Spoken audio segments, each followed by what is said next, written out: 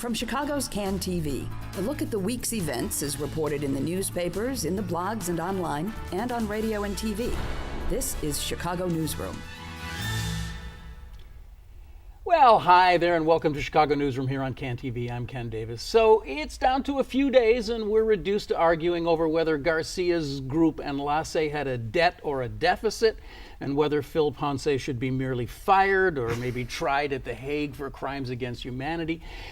And now that in his final TV spot, the mayor of Chicago has taken off the sweater and addressed us in a warm tone about how he knows he can be better, we have to ask that question, does he?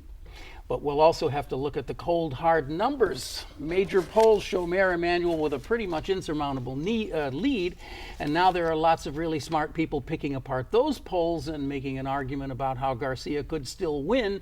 But elections are different today. With early voting combined with absentee votes, what happens on election day isn't quite as important anymore. The big polls now show that Emanuel's winning it with white voters, and they seem to have come alive in recent weeks. I've just got the latest numbers here ward by ward from the early voters, and they do seem to be those numbers coming from the Board of Elections enforces that absentee and early vote numbers have skyrocketed, in fact more than twice the levels of the February election, and the biggest numbers by far are being racked up in wards that have a significant or a majority of white people. So that's the backdrop for today's discussion. And helping us with today's discussion, Sylvia Puente from the Latino Policy Forum, back on the show, and glad to have you back. Thank you. Thanks for being here. And joining us for the very first time from the Bright One, columnist Neil Steinberg. Neil, so glad to have you on the show here Ken, today. good to be back Thank with you you again. So the place to start, I guess, today really is polls, because the larger polls, the Tribune polls and the Ogden and Fry, really do seem to show Rahm Emanuel way out in the lead. And now this new information as of 5 o'clock last night that wards where one would assume he's very strong are coming in with huge numbers of early voting, and also wards where he's not very strong do not seem to be coming in that way. What do you think? Well, I think the polls where he's coming in very strongly now, the predominantly white wards, people are going to be gone for spring break, so they're just getting in there voting early. Mm-hmm. So I think it means that turnout will probably be less on next Tuesday on the day of the election. So you're just seeing a kind of a movement of vote, a shift. It's not I think that's politically what we saw, significant. And I think that's what we saw in the February election too. We said again it would have been a record number of early votes, but we certainly saw that turnout was pretty dismal, right? So I think people are just shifting their priorities around when they vote. There are something like 20,000 new registered voters. It's not a huge number, No. but it's enough. It's a ward or two, one way Right. or the other. Is that Right. significant to you?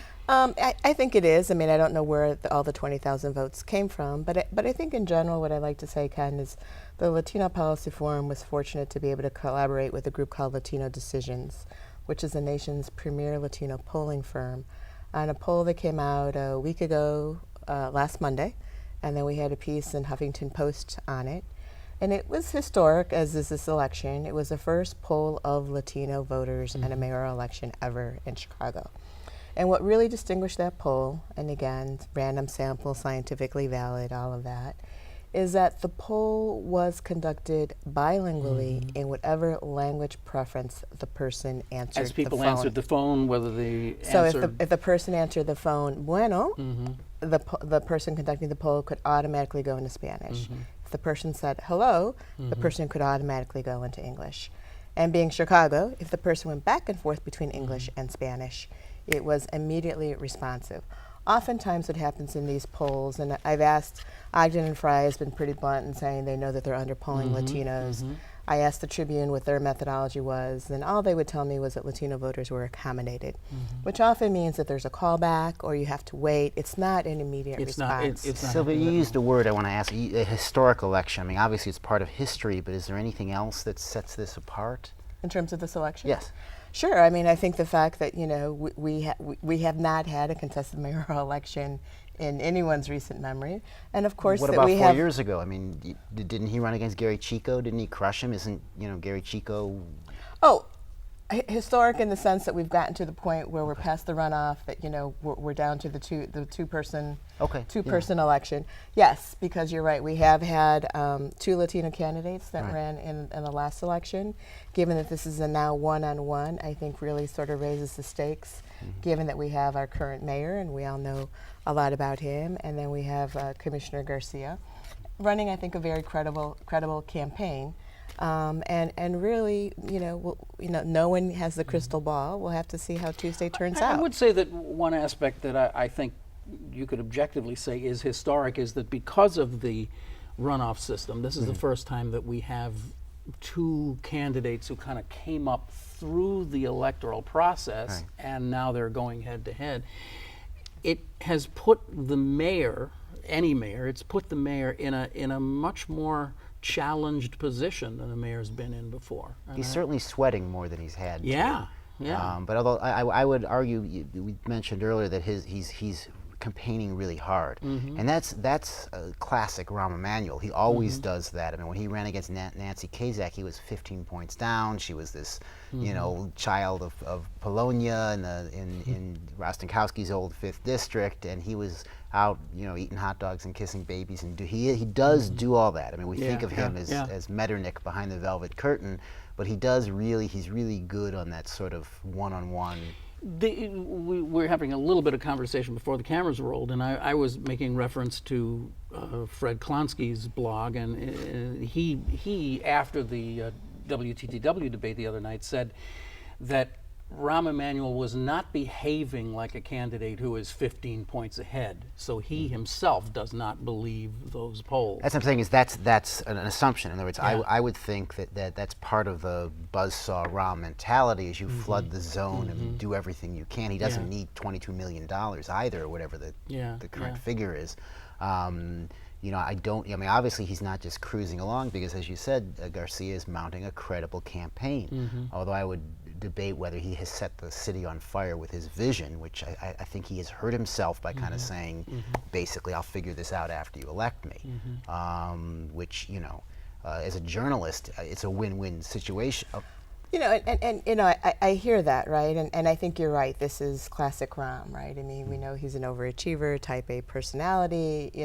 He's certainly not one to sit on his laurels, even with all of the $22 million that he's accumulated in the election, right? But I think, for me, what I still am having trouble sort of understanding is, I think Garcia has laid out a plan. I think that it hasn't been as well received for what's in it. But we have a mayor who's been in office for 4 years, and we're on the brink of fiscal bankruptcy. He now, in the last couple of polls, he's saying it's a 30-year mess that's been accumulating. And yes, that's true. But this year, we had to borrow 2 months into next year's CPS budget to balance this year's budget. Help me explain this, right? That's all on this mayor. No, I disagree completely. Okay. He came on 4 years ago. We were in a looming financial disaster, which is still very much with us. However, it's not a disaster that the mayor can fix. I mean, it's against the law for him to fix this problem. I see him as the pension issue. The pension issue, okay, which is just a time bomb that will destroy Chicago. There's no question about that. But however, I don't think even his worst critic can say he's just sitting around trying, letting this happen, going to parties. And so to me, it's like the murder issue. Garcia has really been hitting him over this murder issue, which is something that the mayor has at best kind of a tangential control of. The 1,000 police officers. Sometimes when I listen to Garcia, But what about the homicides? I mean, that's what I'm trying to talk about. In other words, the mayor. We're living in a time of austerity. Okay, where the thing he would love to do most is hire 1,000 cops, but we're looking at a budget where something has to give. And Garcia, of course, can say, okay, I'm going to do this and I'm going to do that, but when they say, and you're going to pay for it, how? Then there's nothing there. Right, but I actually meant the unresolved homicide cases, right? That we've got the greatest number of unresolved homicide cases. I think I read somewhere that reduction in the number of detectives. Yeah. Right. Yeah. All of that is contributing to what we're seeing in terms of the increased violence and mayhem and murder on our streets. Right, but in other words, it's not for a lack of priority, it's for a lack of resources. We're in a time of and they're about to diminish far more. And that, so if nothing else, Emanuel has addressed that, or tried to address that, in my view. And we see prioritization of new capital projects going all over the city with TIF dollars, right? And we're seeing de-investment in our police force, right? You can't say that there isn't a connection to not prioritizing that. I understand that there's some resource constraint. I don't believe that it's the degree that I don't believe that I still think it's a prioritization of resources, and that there's been a lack of prioritization of resources in our police department. I do think that I find myself in sympathy with people who say that when the editorial boards of your newspapers lecture us that we must vote for Rahm Emanuel because he's the only guy who knows how to fix this, that in 4 years he hasn't really demonstrated that he knows how to fix it. He's tried a few things, and some have worked very well, and others just haven't worked at all. But he's kind of throwing stuff against the wall too. I'm not on the editorial board, so I don't make those decisions. I wasn't accusing you. I just want to make that clear. Some people I used to were be, once, but a long time ago. Threw me off. So to me, I mean, somehow it's the sort of the Occupy Chicago view that we're all part of the same, Chicago elite complex, and we're just scratching Rahm's. But as a journalist, as a columnist, I'd love for Chuy Garcia to win. It's a better narrative. Okay, I don't think he would do as good a job just based on who. I mean, he's a guy who, until Karen Lewis called him in October and said he wasn't even thinking of running himself. So he's not a guy who can come. Of course, neither was Rahm. Rahm wanted to be the Speaker of the House. Right. So again, until Daley called him and said, "Look, I got to get out of here. I need you. Come home." Right. I've set the house on fire. You get to put it out. Right. Is it favorite? No, I want to be Speaker of the House. Yeah. Screw it. You're coming here. That dream had already died. He needed a new dream. Okay. Look again. Rahm Emanuel, jerk. Okay. He's not anyone's idea of a leader in the sense of giving a vision to people. I've never called him a jerk. I have. I know you have. Yeah. But which I think is, look, a short. We're the Sun Times. When you mention the Bright One, I'm thinking, who are you talking to? They're not going to know that it's the Chicago Sun Times. Bright One's like from the 70s. There. What I'm saying is, what was I saying? You were saying about the Sun Times. No. Whether or not Rahm Emanuel is a jerk, I think that the real issue here is that, as you've said, any mayor coming into this situation is faced with a pretty much impossible task. I mean, on at least those two fronts, but there are others. The thing is that I have not been impressed, as some others have. I've not been impressed that Rahm Emanuel has shown brilliance in finding new ways to deal with this. That Whole Foods into Englewood, that to me is sort of brilliant. You're joking when you say that, right?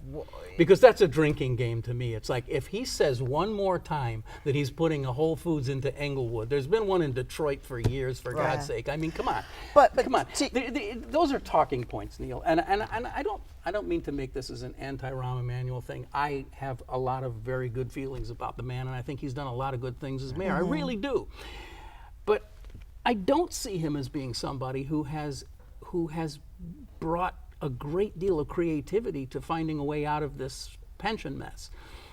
I don't know that anyone can. Right, I'll Mike admit Madigan that. is going to have to solve this. It's not because he solves everything. Well, no, I'm saying is that he's the person with the power to do it. Okay, which for some unfathomable reason, and I would never guess why. In other words, either that or you have to leave it up to God and say no one can solve it. Or Mike Madigan. Or Mike Madigan. Right.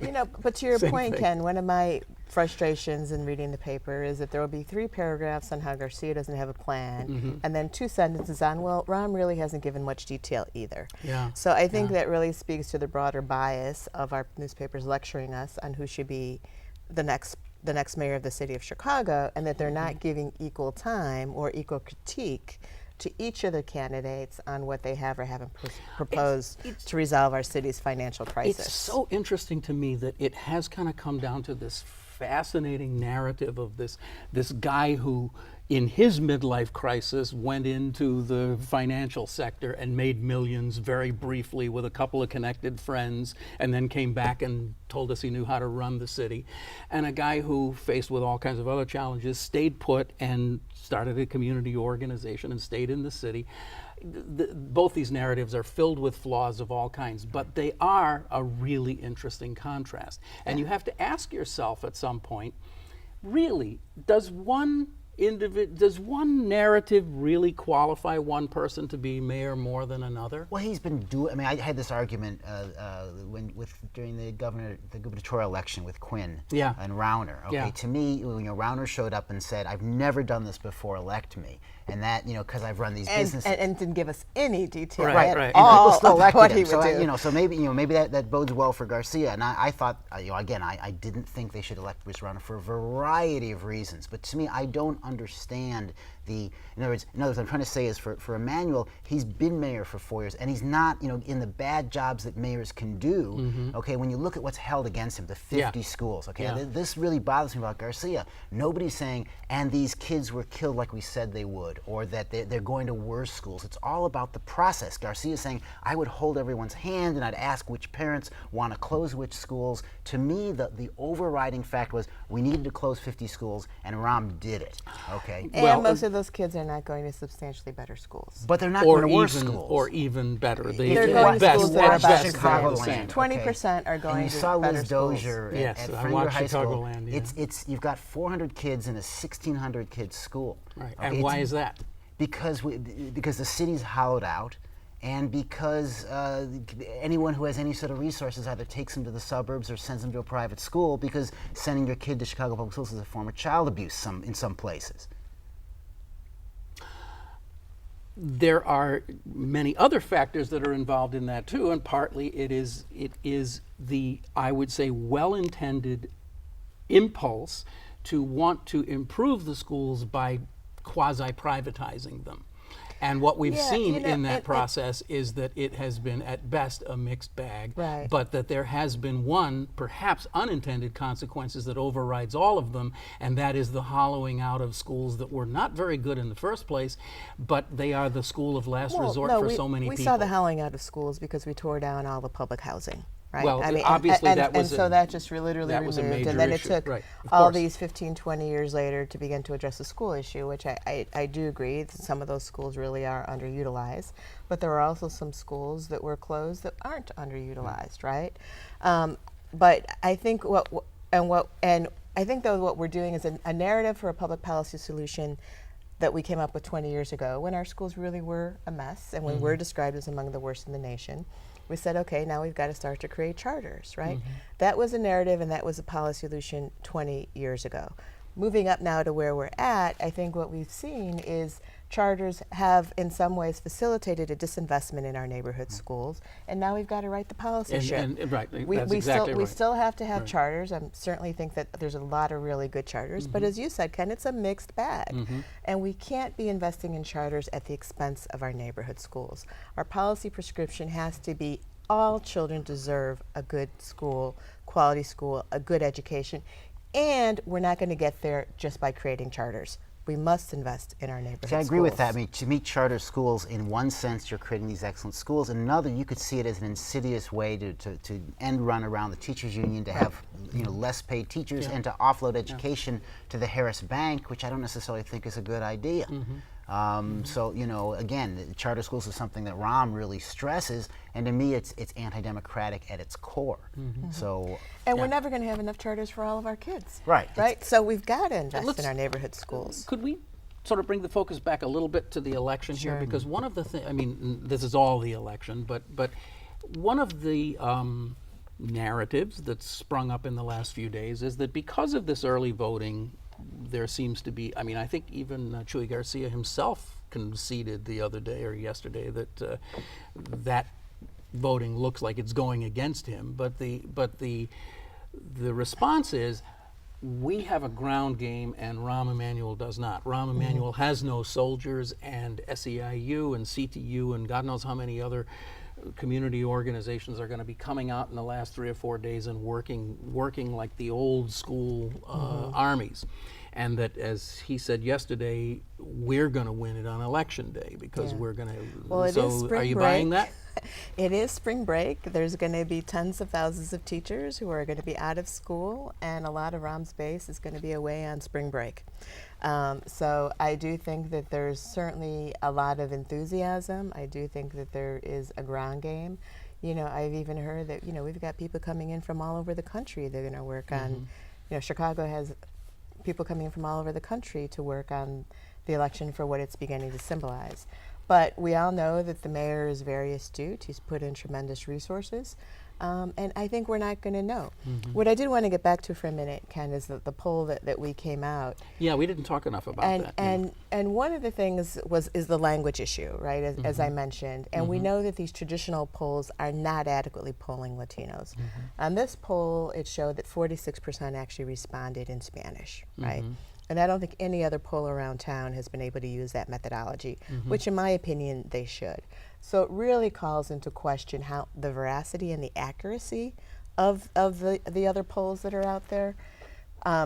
What we were really pleased about in doing this poll with Latino Decisions is that on the one hand, it told us that, and I should mention our other partners who are NALAC and Univision on this poll, is that in an open-ended questions, the question was, what are the issues that you care about? And what it affirmed for me, as executive director of the Latino Policy Forum, is that Latinos care about the same issues that all other Chicagoans care about. In an open-ended question, they said education was the top priority, followed by reducing crime and violence, followed by jobs in the economy. Well, so there really is, I think in terms of what all Chicagoans want for this city, I think it's a pretty simple narrative. How we get there is, of course, very, very complex. Interestingly, in our second show that we're going to be doing later on, that'll be online later on today, we're going to be talking about the 16th, 21st, and 29th Ward. And, you know, we have that very interesting phenomenon where the 21st and 29th are overwhelmingly African-American wards, and Rahm won them 42% in both cases, 42%.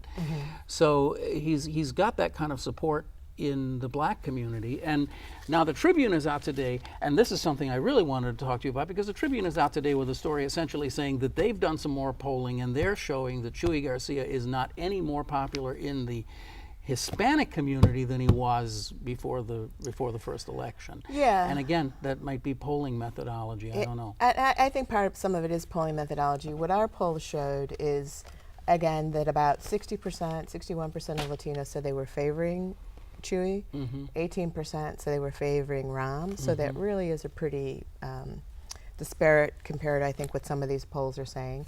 But what surprised me is that 20% of the voters, Latino voters surveyed, did say they were undecided. And I think the 40% that are certainly said that they're not undecided, they're not voting for Chuy, I think does illustrate, I think, one of the things that I often say is the Latino vote is not monolithic. Of course, if I were one of those people being polled by this company that can speak to me in Spanish and English and seems like they're pretty serious about this, I'm not going to want to admit to them that I'm voting for Rahm Emanuel. So I'm going to say, polling error to me. If you're approached by a Latino polling group in Spanish, you might think, well, I better show the flag. Right. Again, I'm not an expert in polling. Yeah, well, none of us are. But is this the flag, or just I can really speak my truth, right? It could be. It could be that too. We'll find out on Tuesday. We'll find out on Tuesday, because certainly what the poll did say is that Latinos are very invested. They're tracking. They're paying a lot of attention, and they're saying they're going to come out to vote.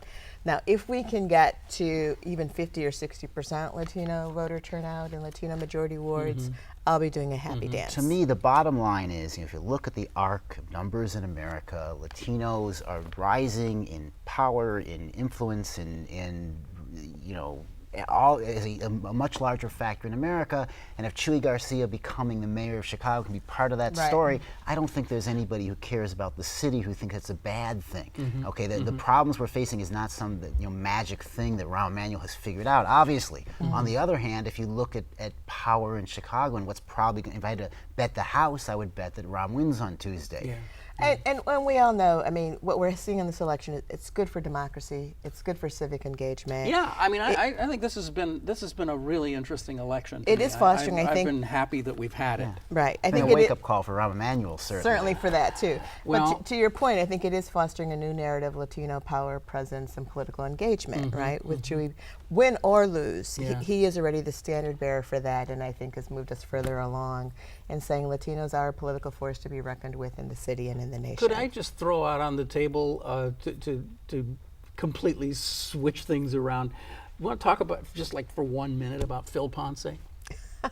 What were you? What were I your thought that feelings was about it? unfair. Did Okay, you? what we're talking about is he said to Chewie, you know, how are you going to run the city if you can't keep your son from being Yeah, a gang yeah. member? That was the unfair That was like question. Carol Mosey Braun calling Patricia Watkins a crackhead. Crackhead, yeah. Okay, Yeah. you know, as a father of 2 teenage boys, you know, you do your best with them and then pray. Right. So I just thought that, and Rahm, to his defense, didn't want any part of that. Yeah, I think he went on way too long on that. I think the first question was a valid question. You know, it has been reported that he has a criminal record, Right, so what is it? But when he answered the question, no, my son is not in a gang, he should have stopped there. Yeah. I think Phil went way over the line. Well, I guess Phil And Ponce the- agrees with you on that. Well, he according didn't to agree, Cass this cer- morning, Cass is out with a column where he talked to Phil Ponce yesterday, and Phil Ponce said, "Yes, I was out of line." I think was the term he used. So. That's what he's saying now, but Phil's a very smart man. I can't imagine that he didn't understand what the consequences are of what he was doing when he was asking the questions. He probably thought it was like a gotcha, clever TV Yeah. thing.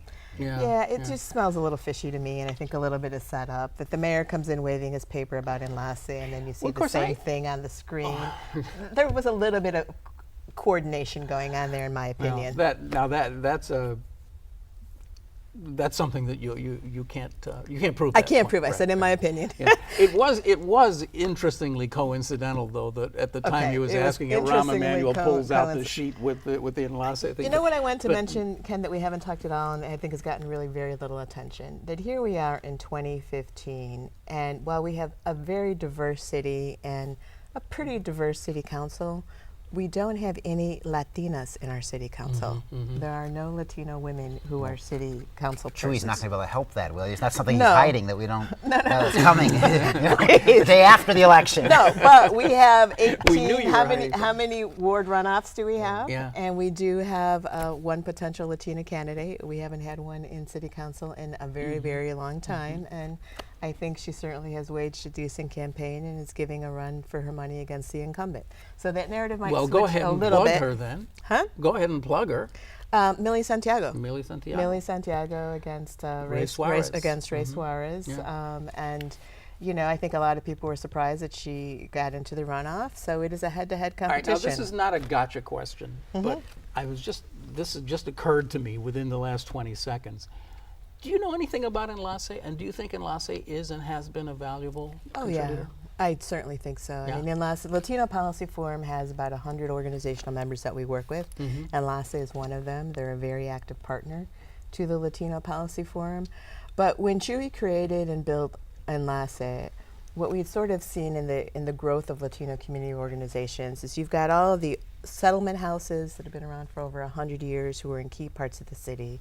You had a whole group of organizations that grew up in Pilsen in the late 60s and early 70s, but there was really nothing in Little Village that was sort of a catalyzing organization. Enlace has become that. They have an amazing after-school program where they're working with kids in schools. They really were, and Chewy, when he was there, the architects behind the new high school that is there. They're doing tremendous work in addressing the violence issue. I'm going to have to cut you off there just because of the clock. I'm sorry to say. Neil Steinberg, you get the last word in 10 seconds. What's your prediction? Well, I think Rahm's going to win, but if he doesn't win, it'll be interesting. It will. Yeah. It certainly will. Either way, I think it's going to be interesting because obviously if we have a different mayor, we have a new era in city politics. And if Rahm wins, I'm looking forward to seeing that warm, cuddly Rahm. And will the Verdoliak 29 come back again? Yeah. Okay, thank you so much, Neil Steinberg. Thank you so much, Sylvia Puente, for being here today. It was a really interesting conversation. Thank you. You've Appreciate been it. watching Chicago Newsroom. It's a community service of CAN TV. As you well know, you can find us here on cable, but you can see us anytime online at this address. It's all about being online, and you can check us out there, subscribe to us on iTunes. I'm Ken Davis, back with another program that you'll see later on CAN TV, where we're going to talk about the ward elections. So we hope you'll join us for that. And also, don't forget to check out CAN TV's compendium of all of the video from all of the different elections. You can spend the whole weekend watching the elections. I'm Ken Davis. See you next week. Thanks very much. Bye-bye.